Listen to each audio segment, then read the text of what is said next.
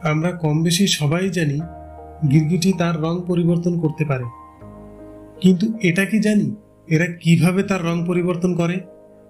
আজকে জানবো কিভাবে এই প্রাণীটি তার রং বদলায়, এর বৈজ্ঞানিক ব্যাখ্যা কি। আমরা অনেকেই ভাবি গিরগিটি রং পাল্টায় শুধুমাত্র তার আশেপাশের পরিবেশের সাথে মিলে যাবার জন্য, কিন্তু আসল ঘটনা কিছুটা অন্যরকম।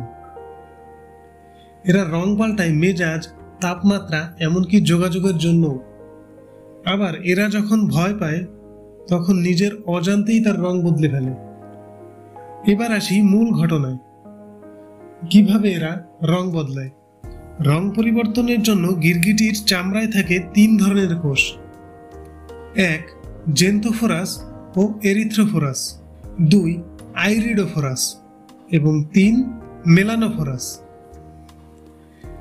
জেন্থোফোরাস ও এরিথ্রোফোরাস থাকে চামড়ার উপরিভাগে। এর দ্বারা গিরগিটি হলুদ ও লাল রঞ্জক ধারণ করে। এই রং সাধারণত গিরগিটি বদল করতে পারে না। রং বদলানোর মূল ঘটনাটা ঘটে আইরিডোফোরাস কোষে। এই কোষ গিরগিটির চামড়ার মধ্যভাগে থাকে।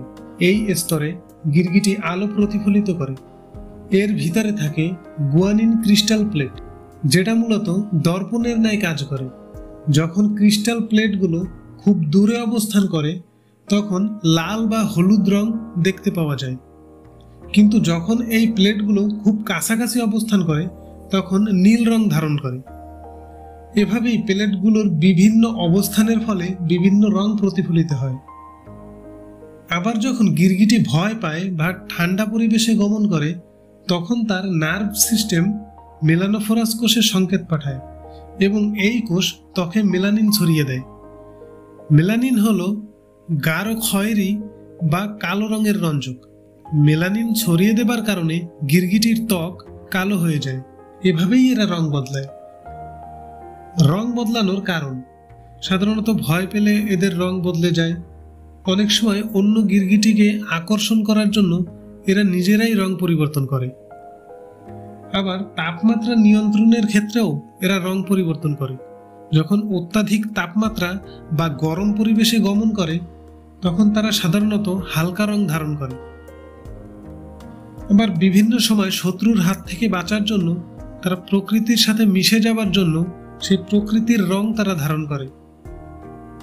শুধুমাত্র পরিবেশের সাথে মিশে যাবার জন্য রং পরিবর্তন করে, এটা সম্পূর্ণ ভুল ধারণা। আমাদের ভিডিওটি কেমন লাগলো জানাতে অবশ্যই ভুলবেন না এবং আমাদের চ্যানেলটি সাবস্ক্রাইব করতে ভুলবেন না।